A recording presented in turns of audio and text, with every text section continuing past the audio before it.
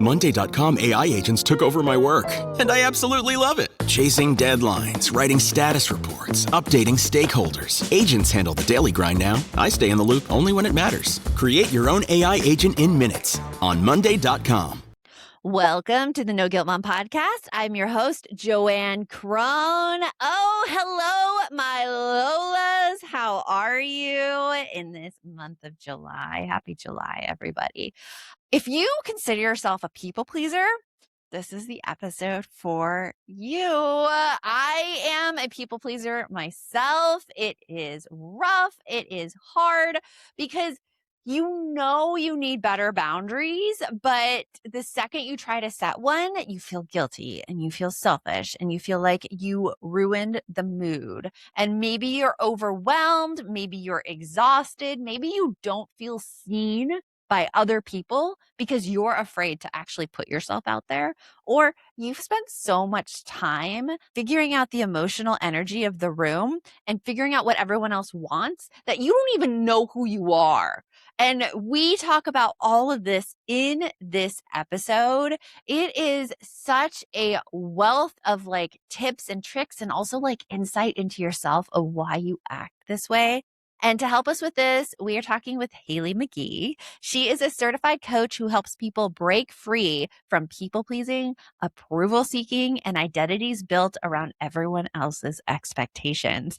Her work focuses on helping high achievers and chronic caretakers create more aligned, meaningful lives without losing themselves in the process. And she has been featured in the New York Times, Vox, and the Gottman Institute. And she's led workshops with companies and organizations like WeWork, Mind Valley, and Women in Music. Her debut book, Stop People Pleasing and Find Your Power, has already been translated into more than 15 languages. And this discussion is so good. If you're like me, you're going to be creating an after boundary setting self-care plan like we talk about in this episode.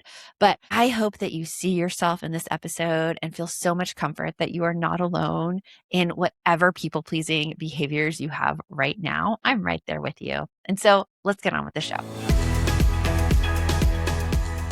I think a lot of women listening recognize themselves as people pleasers, but they don't always understand where it came from. They just like feel responsible for everyone else's comfort and emotions and approval. Why might someone become a people pleaser, Hailey? Yeah, there are quite a few reasons, and I'll chat about them, but really they all share a common theme. So I like to start with the theme first, because I know many of us will recognize ourselves in this. But we tend to become people pleasers as a mechanism to try to stay safe. And when I say safe, in the more severe situations, that can mean physically safe, right? If you were raised in an environment where there was like abuse or neglect, things like that. But it can also mean emotionally safe. Like I was taught that in order to be seen, to be loved, to be approved of, I need to contort myself, make myself small. And then the third one can also be socially safe, meaning I belong, I'm part of a tribe, I fit in. Many folks I've worked with who grapple with people pleasing, including me, have had early experiences of bullying or feeling ostracized. And so people pleasing became the mechanism by which we could learn, oh, okay, I'll fit in here, I'll belong. Oh, that is so interesting, especially the social aspect, because I would consider myself a people pleaser and I was bullied in middle school. Like it was a situation where one of the girls told everybody else not to talk to me or be my friend. The social exclusion that so happens with middle school girls. Yep. Yeah. And so you learn to kind of contort yourself. And I would also imagine that people with ADHD or on the autism spectrum probably learn this masking skill as well to kind of look to see what other people approve of and then make yourself into that person. Absolutely.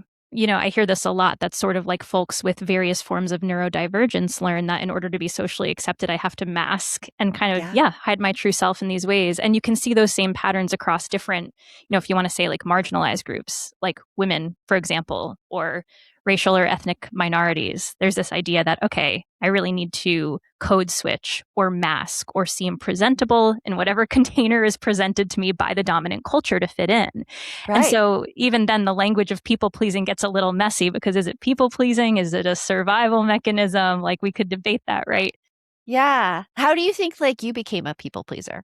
Or like I should say like past people pleaser, because I'm guessing you probably don't identify with that anymore. Definitely recovering. I think it'll be a Okay. lifelong journey of catching it when it happens and reorienting the old behavior. But it's come, oh my God, it's come such a long way. And I Yeah. know for me, when I think back to my story, it was more in the family system, like an emotional coping strategy. Like I was taught from a very young age that my worth came from being a container and a listening ear and a support for other people. And that wasn't an explicit message, but an implicit one. Right. You know? Right. I could totally feel that. And I feel that in like my daily life now. I just had a rather unfortunate like friendship kind of breakup like in like the past 6 months. And in that relationship, I had felt like I was kind of contorting myself and being in that people pleaser listener role where it wasn't reciprocated. And that's really exhausting as a human to be in that role. Like you get resentful and mad at others and you're not quite sure why. But when you realize the pattern, you're like, oh, it's that. This is why I'm not getting my needs met in this way. Hmm. Exactly. I mean, the language that often comes up with clients is this metaphor of like, as a people pleaser, you feel as if the spotlight of your attention is constantly diverted outward. Like you're Mm-hmm. hypervigilant, you're scanning others' Yeah. moods, others' needs, you're sort of creating emotional ease for other people, you're facilitating the conversation for other people.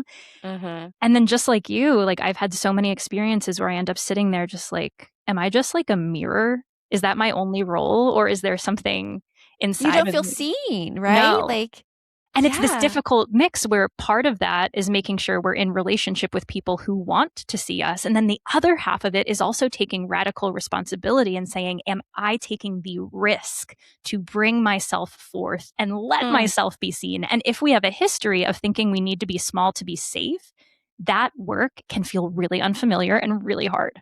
Right. Like it does feel like a risk because in the past, I know I've experienced it where I've let my true self out and I'm too loud. I'm too like opinionated. I've been labeled the strong personality.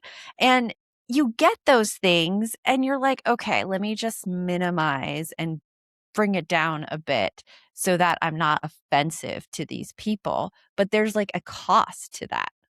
There is a cost. It's a painful cost. And I think, I don't know, something I like to think about for myself when I catch myself in a people pleasing pattern or I'm right back there again, making myself small is really just pausing and being like, hey, part of me that's people pleasing, thank you. Because somewhere along the way, you learned this was required for your safety. And look at you, like you're doing your job. You've got your armor. You're here to do your thing.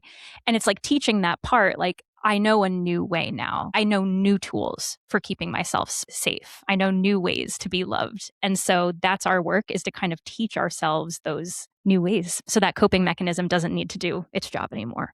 Yeah, and it's interesting, like, what we pick up from the people around us. Because, like, I'm thinking of my own mom.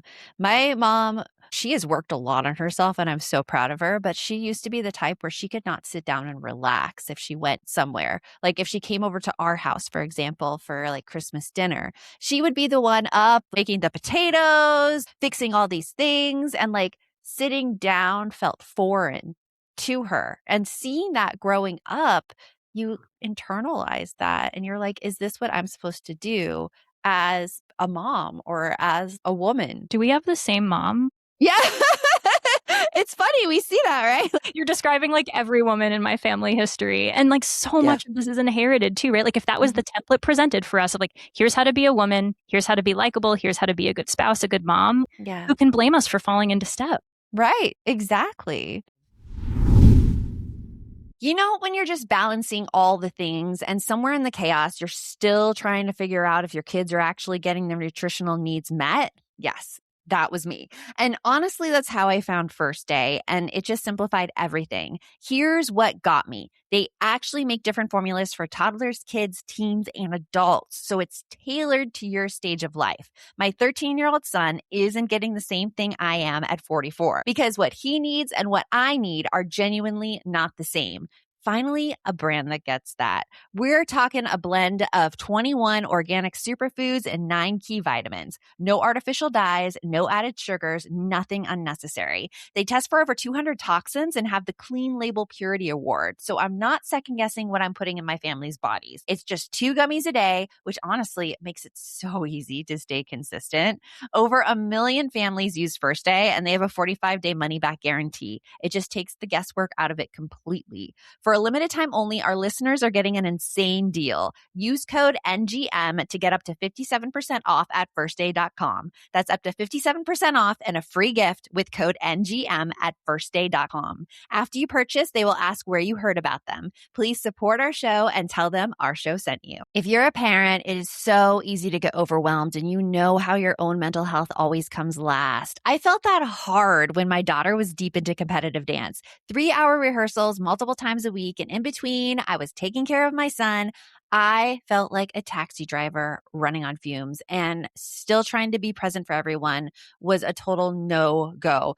Those are the moments where I really need someone to talk to, and honestly, those are the moments I usually let slip the most. I go to therapy, and it has genuinely changed how I show up. It's helped me understand why I react the way I do, step outside myself in moments of stress, and let go of so much shame I didn't even realize I was carrying. What I love about Rula is that they make it so much easier to actually get that support. They're a healthcare company that partners with over 120 insurance plans, so therapy doesn't feel like this huge financial stretch. The average copay is just $15 a session, and they match you with a therapist based on what you actually need, not just whoever has an opening, with appointments often available as soon as tomorrow. Thousands of parents are already using Rula to get affordable, high-quality therapy that's actually covered by insurance, helping them show up for their families. And so can you. Visit rula.com/NGM to get started. That's RULA.com/NGM. You know what I love about a new school year? That feeling of possibility. Like, this could be the year everything just clicks for your kid. And if you've been thinking there might be a different path that fits your child better, I want you to know about K-12 powered schools. They offer tuition-free, accredited online public school for kids in kindergarten through 12th grade. And they genuinely get that not every kid thrives the same way. K-12 meets your child where they are, with dedicated teachers trained in virtual instruction who give real-time support, flexible options tailored to your child's needs and goals, and a real online community with extracurricular activities so your kid can connect with peers and explore what lights them up. K-12 has been doing this for over 25 years. And the best part, you can enroll anytime during the school year. So if now is the moment your family is ready for something new, this is your sign. See how K-12 powered schools can help unlock your child's full potential. Enroll online today at k12.com/NGM. That's the letter K, the number 12.com/NGM. k12.com/NGM. Now, you talk about approval seeking and high achievement as these survival strategies.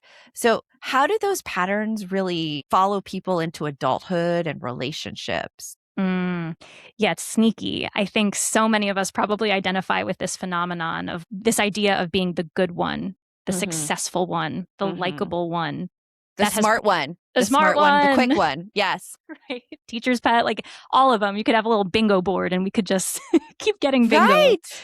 Again, it really makes sense because I think for many of us, we develop these labels as our identity when we were in environments where we were praised or rewarded or celebrated for these behaviors and patterns. You see this meme going around, like how many of us are the recovering like pleasure to have in class? Oh, yeah. Oh, yeah. Right? I was totally that. Right. And it kind of makes sense because when we're young, we're just like digesting stuff from the outside. And so if the praise we receive comes from being small, being good-natured, being quiet, being accommodating, it makes so much sense that we're going to learn, okay, this is who I am and this is what it's important to be. And so all of the other parts of us that are very, very natural for kids, rebelliousness, anger, play, creativity, and sort of going quirkiness, those parts get smushed and the other parts get elevated. So much so that we actually kind of forget deep down that we are also these other things. Oh my gosh, yes. Like you talking about school, like just brought me back. I was praised for being the accommodating one, like didn't cause the teacher trouble, always listening. And then when I got to college, I was in this class called the human event, and he graded us on how much we participated in the class discussion. And it was like these 20 people sitting around like a circular table and taking that identity of being like the accommodating one, the listening one, and then having to assume this identity of actually getting my voice heard and speaking up and sometimes interrupting people. I got a lower score in that class because I had no idea how to do it. Oh my God. I relate to this so deeply. Like, Yeah. this is a really tough growth edge. Is even socially in situations, I think sometimes, like, I grew up being that container, that mirror. But now, as I've gotten older, I'm in more environments socially where people's vibrancy and color and life force is celebrated. So it's like, Right. okay, Hailey, time to take up space and say what you mean and say the funny story. And even that can feel threatening because it's like, Mhm. oh, but then will I still be lovable if I'm not the one asking a million questions and facilitating you to share about yourself? Right, because there are these things like there was this recent study that showed that people who have strong opinions and like speak their mind, they're seen as a leader, but the people who listen and ask more questions are seen as more likable. So it's almost like you have to pick one or the other, especially as a woman. I think like we have to really straddle that line so much more strategically than men do. Oh, yeah.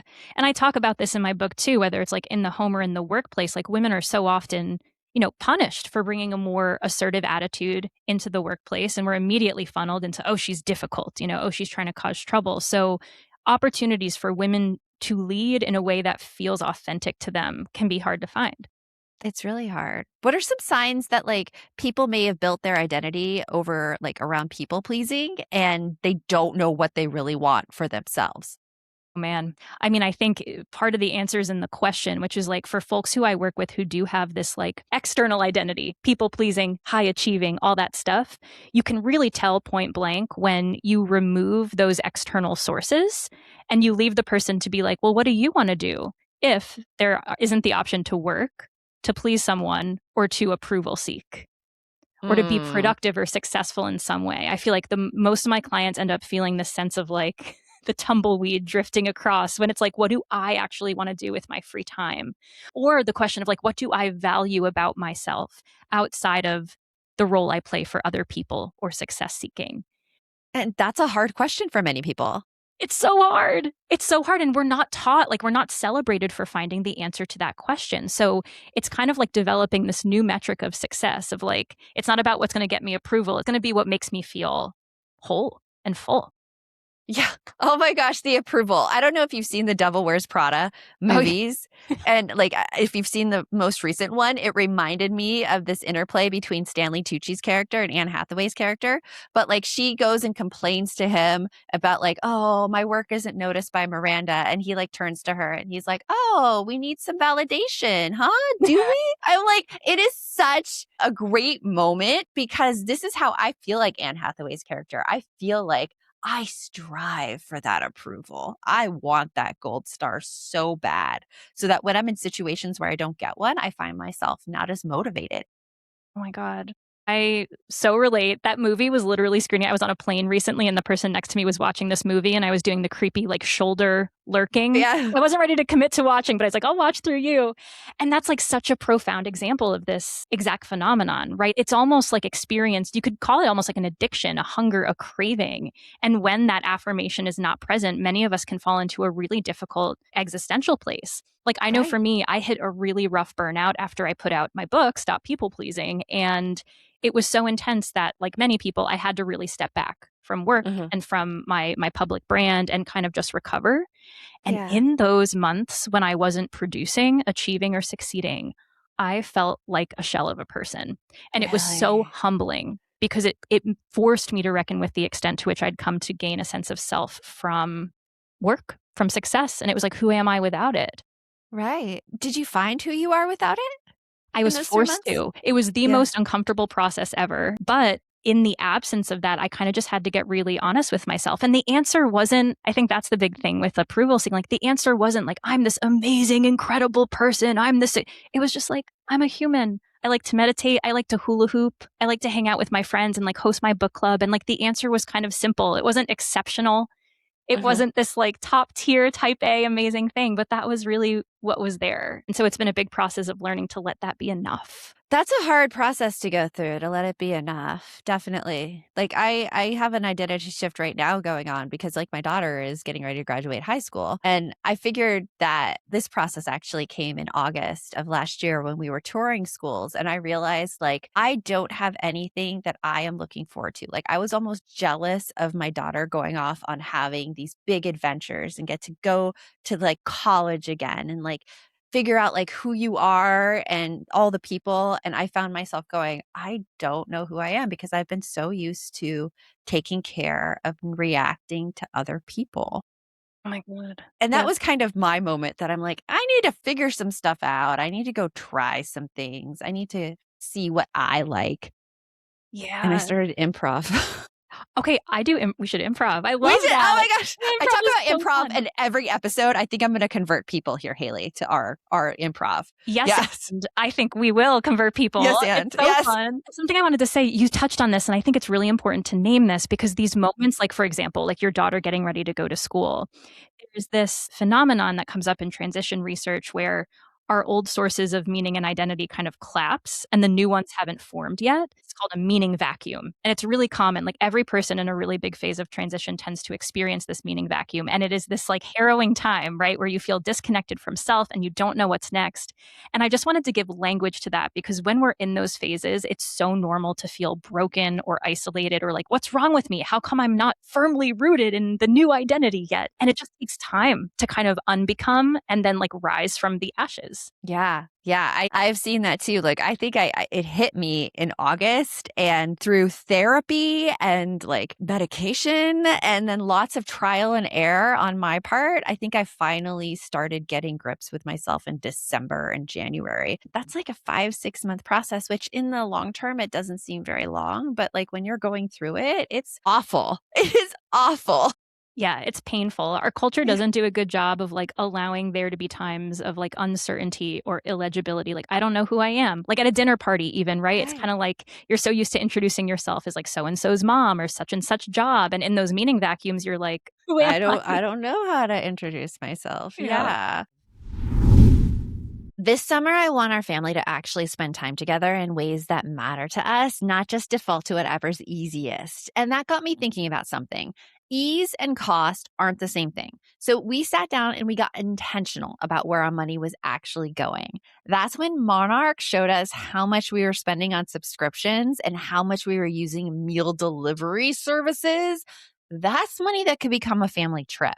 Monarch is the personal finance app that tracks everything: accounts, investments, savings goals, and spending. Get your first year of Monarch Core for half off, just $50 with promo code NOGUILT. And honestly, it has taken the mental load of tracking my finances completely off my plate. I sign up for a lot of memberships, more than I'd like to admit, and Monarch catches every single recurring fee and flags it for me, so nothing slips through quietly. The AI weekly recap is my favorite because every week it shows me what shifted with my spending before it becomes an actual problem. Use code NOGUILT at monarch.com to get your first year of Monarch Core half off at just $50. That's 50% off your first year at monarch.com with code NOGUILT.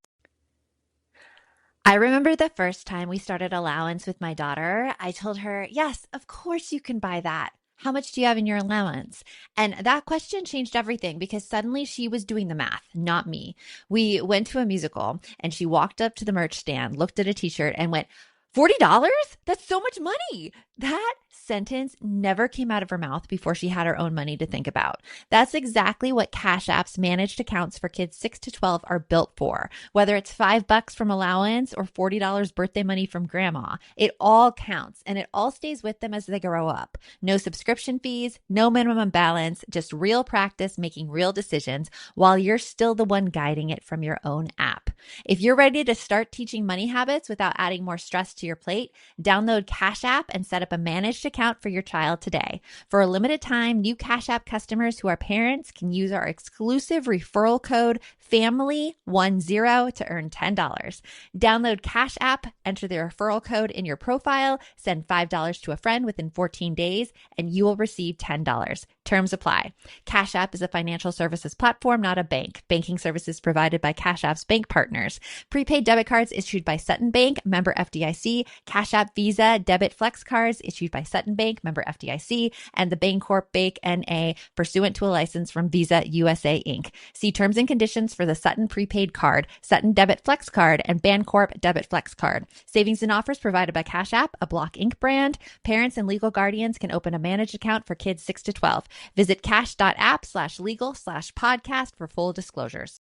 I want to talk about the moment I became a laundry sauce person. I was walking through my house and I just stopped because the whole laundry area smelled incredible. Not like laundry detergent incredible, like you just walked into a really nice hotel incredible. And that was it. So here's the thing about laundry sauce. These are premium scented laundry pods made with fine fragrances from the world's top perfumers. We're talking scents like Australian sandalwood, Italian bergamot, and a new limited edition Brazilian vanilla. And the scent lasts until your next laundry day. When I pull clothes out of the dryer, my first thought is genuinely, oh my gosh, this smells amazing. And the pods, they're pre-measured, pop them in, done. No lid, no guessing, no mess. Plus, they're packed with bioenzymes that actually obliterate stains from all the very summery things your family gets into. For a limited time only, our listeners get 20% off your entire order when you use code NOGUILT at laundrysauce.com. That's 20% off your entire order at laundrysauce.com with promo code NOGUILT. After you purchase, they'll ask you where you heard about them. Please support our show and tell them we sent you. It's time to make laundry day the best day of the week.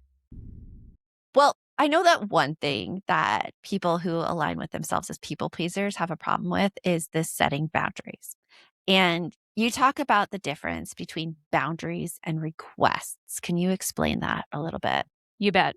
This difference is really crucial. And if you're listening and you're thinking like, oh yeah, I've been trying to set boundaries, but they're just not working, you've probably been making requests instead of setting boundaries. So let's suss that out. So when we make requests of others, it's pretty straightforward. We're asking them to change something, often their behavior, in order to meet our needs.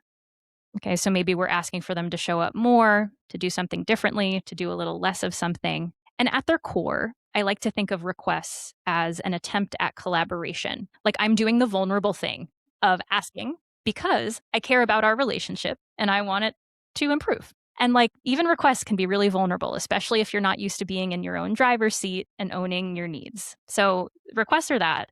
Boundaries are a little bit different. When we set a boundary, what we're doing is we're limiting someone else's access to us by making clear what we will or will not accept and then acting accordingly. So, for example, if we're on a phone call, JoAnn, you're talking about improv again. And I'm just like, I can't hear about improv anymore. You're like, hey, JoAnn, could we talk about something other than improv? Like, let's talk about, and I'm just kidding. I would talk about improv with you all day. Yeah. Improv all day. This is a hilarious example. Yeah. But if we got on the phone and I'd made that request of you multiple times and you just kept talking about improv and I started to feel really unseen, I might say to you, hey, JoAnn, I just need to let you know that I can't really be on these calls anymore if you're going to talk about improv every time. So I'm going to hang up now. And that's an example of a boundary where I'm not asking you to change anymore.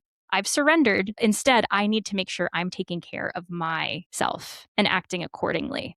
Absolutely. I love that. I love seeing boundaries as like, it's not asking someone else to do something. It's something that you're going to do and you have control over. And I think it's empowering too when you think of boundaries like that because you do have power. The part that's hard is when you also think that you have to manage the emotional reactions of people to those boundaries. And that's where I think a lot of people pleasers get stuck because they feel responsible for managing that. What can people pleasers do with that? And what's the whole thing behind it? I'm glad we're talking about this because we have to normalize just how much discomfort there is around setting boundaries. And I think there's like two parts. The one part is there's grief. If I set a boundary with somebody, I'm basically saying I'm going to reduce connection with you. I might really want to be connected to you, but you just can't meet me. So on the one hand, there's grief at letting parts of that connection go. And on the other hand, there can be guilt, which is like they're reacting negatively, they seem hurt, and then I feel like I've been the villain,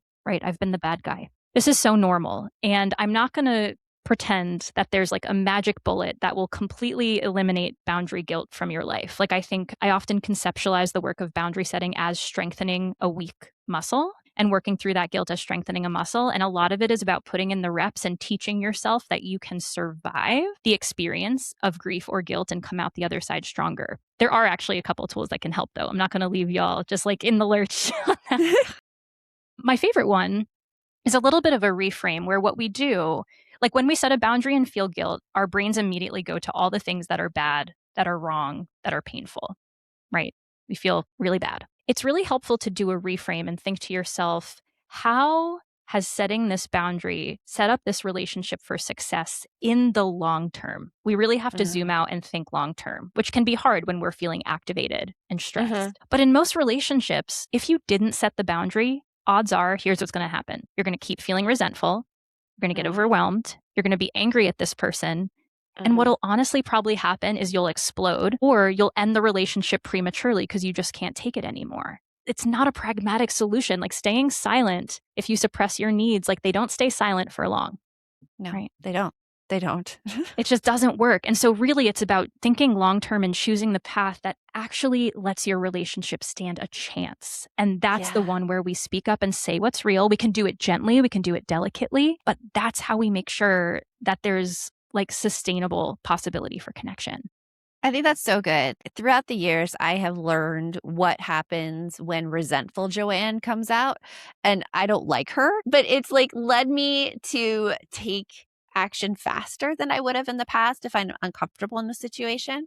But like going back to a little bit what we were talking about before about just not knowing who you are, being told forever that you're making too much out of something, I think is a really hard thing to overcome because you don't know if you should say something or if you're making too much of something. I mean, like, what has been your experience with that? I'll be honest with you. Almost all of my clients who say this, like, I feel like I'm being too sensitive though. Like I'm being too high maintenance. Almost all of them, I'm like, no, you're not. Like this is a message that you've received along the way. And if you're a people pleaser, it's almost guaranteed that when you start establishing healthy, moderated boundaries, you are going to feel too sensitive, too demanding, or too high maintenance. Because again, your whole life, you have received affirmation and praise for being small.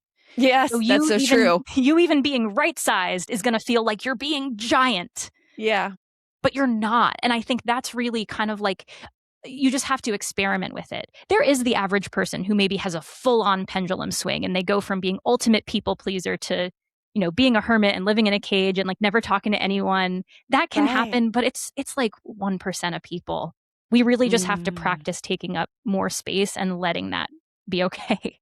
That's so true. Thinking like to even making requests was hard for me when I didn't realize like what was going on. And to tell you the truth, it is still hard for me. There was a moment yesterday at the dinner table, and like my husband and I discussed it before then. What happens typically at dinner is if either my husband or I make something that our kids do not like, they decide they're not hungry, but like they come to the table anyways. And the previous night, it was just sulking at the table. And it was like when we tried to make conversation with them, it was one word answers. And this is something that like bothered me. It didn't make a great dinner atmosphere. I didn't know how I felt in the moment. So I didn't say anything in the moment. But tell me what you're thinking about that. I just was deeply resonant. What you just said about like, I didn't catch or know how I was feeling in the moment. So I didn't say anything. I think that phenomenon is just it's quintessential. And usually if I can interrupt for just a sec, like what please. ends up, this is so juicy with most clients, like the very first thing we work on is practicing what I think of as their need signposts. And I think of these as just like flashing red lights that are going off saying, I have a need and it's not being met in this moment. And really attuning to the big common ones are like resentment, anger, a feeling of loneliness, When we experience those signposts and we kind of get familiar with where they live in our bodies, that's so helpful because it helps us attune to them more quickly. Because most of us are used to just pushing that away, right? Yeah. Who cares if we I'm angry? cover I'm it. going to focus on you. Right. So that can Right. be a really good, helpful first step in just like developing this boundary practice, because you can't stand up for your needs if you don't know what you need. And you usually Yeah. can't tell you have a need unless you're focused on the feelings that tell you you have a need, right? Yeah. When I felt it, I knew I didn't like it, but I didn't know exactly how to express it until I was able to process it with my husband. And like, he didn't like it either. And so we decided then the next night that we needed to talk about this. And because like I have still like a little bit of like hesitancy to I even ask her a request because I'm still in that stage where I feel people's emotions so acutely and I know the emotional temperature of the room. And I also feel guilty for changing the emotional temperature of the room. So they were all happy. And I'm like, I waited until the end of the meal to tell them about it. And I just told them, I'm like, hey, like last night, I feel really like sad and disappointed and let down when I put this time into it. And like, you don't try it. And then you came to the table and they said something like, just both of them were really tired and burnt out. And my husband and I were like, well, we understand that. If you could just like tell us that, just communicate, let us know, like we can help. But now I like love this. I'm even like digging though what you said, Hailey. I'm like, maybe they didn't know how to express how they felt at the time either. So they couldn't even tell us that. And this is why I think the way y'all handled it is so great, because you kind of role modeled what I think really gentle boundaries and requests can be like, which is possible in safe relationships, is that instead of needing to come in with this firm, like bullet point plan, we can lead with like vulnerability. I call this radical transparency in my teaching. And I'll just say like, sometimes we can just own like, hey, I'm nervous to say this, but like, I notice myself feeling really sad. Like the way you owned your emotions in it and just brought that to the table is beautiful. And we can do that in safe relationships. These conversations don't need to be like throwing down an iron grate. Right. They could be just like one phrase on your feelings and then letting it stay because I brought it up at the end of the meal because I knew that they were not going to like it. And I'm like, after I delivered it, they said their piece and I'm like, okay, I'm going to go to the bathroom now. And I just like, because I'm like, there's no fixing the situation. Because what I want to do is like say more stuff to protect their feelings and like try to make it better. And I think a lot of people do that and have that inclination as well. My God, it's like the most common thing. And something that can, like, something we'll often talk about is like having, let's admit, you set the boundary, you're going to be activated after. You're going to be stressed. Your mind is going to try to like link on to their feelings and emotions. Absolutely. So honestly, I know when I was first starting setting boundaries, I would always have like a post-boundary self-care plan. And it sounds super corny, but it was so necessary, JoAnn. Yeah. Like I knew I'd have the hard conversation. And then after I would plan, like sometimes I would carve out an hour. And whether that was like taking a nap or for me going for a run is a great way to like discharge that energy. But I think that's important for long term too, because if every time you set a boundary, you spin out for the next 2 or 3 hours and you don't take care of yourself, that teaches you that every boundary setting experience is going to have to be a marathon just like that. So if you learn how to tend to yourself in the moment, it makes it easier for future you. You're like, all right, that might be 30 minutes of discomfort, but like, I'll come back. Yeah. It's like ripping off the Band-Aid. I love the post-boundary self-care. I need to like remember that the next time that I have to talk about something that makes me uncomfortable or request with somebody. For all the people pleasers out there who want to stop people pleasing, what's one small boundary shift that they can do to start rebuilding that self-trust?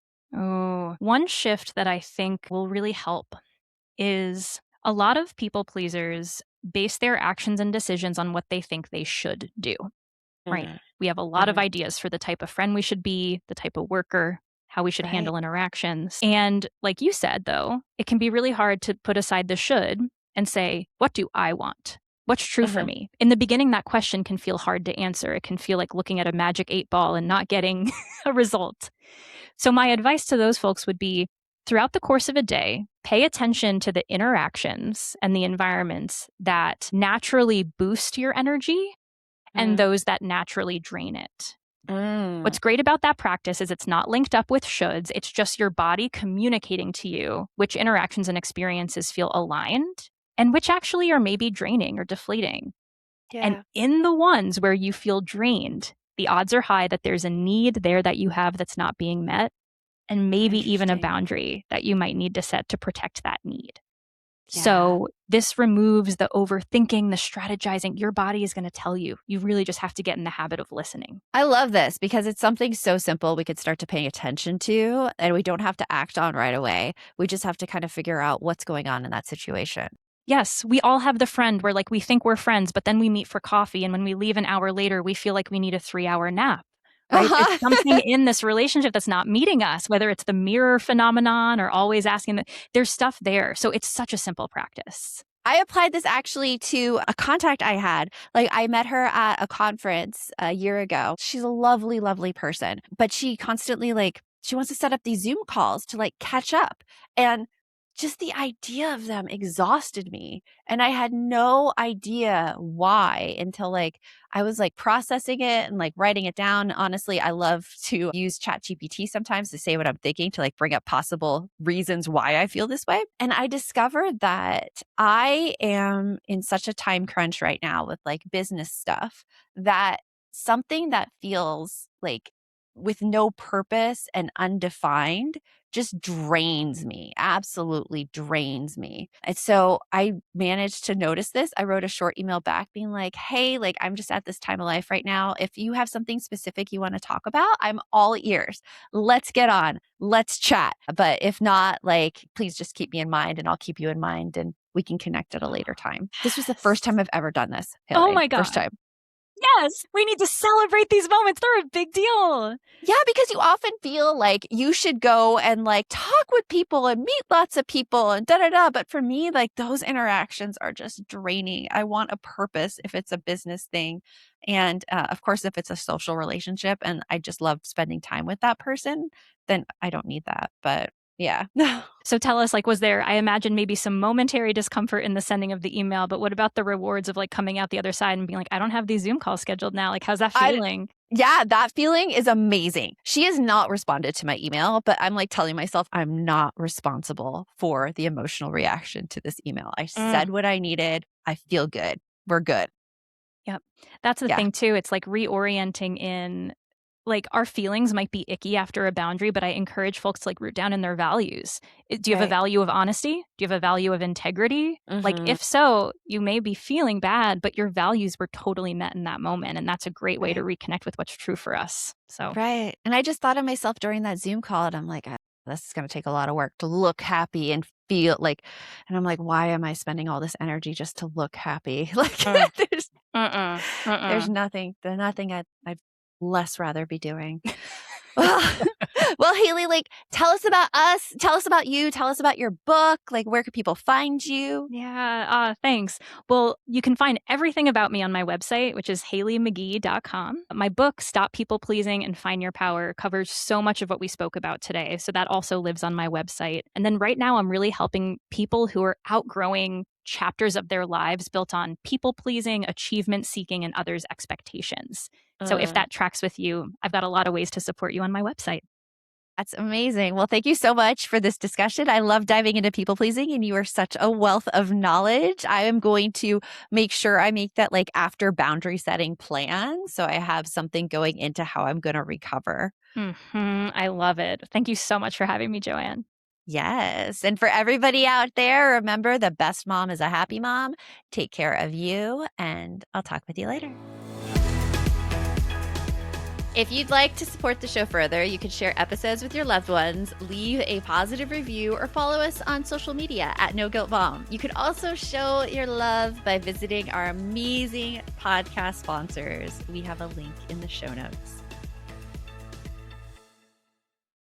Insurance isn't one size fits all. That's why customers have enjoyed Progressive's Name Your Price tool for years now. With the Name Your Price tool, you tell them what you want to pay, and they'll show you options that fit your budget. So whether you're picking out your first policy or just looking for something that works better for you and your family, they make it easy to see your options. Visit Progressive.com. Find a rate that works for you with the Name Your Price tool. Progressive Casualty Insurance Company and Affiliates. Price and coverage match limited by state law.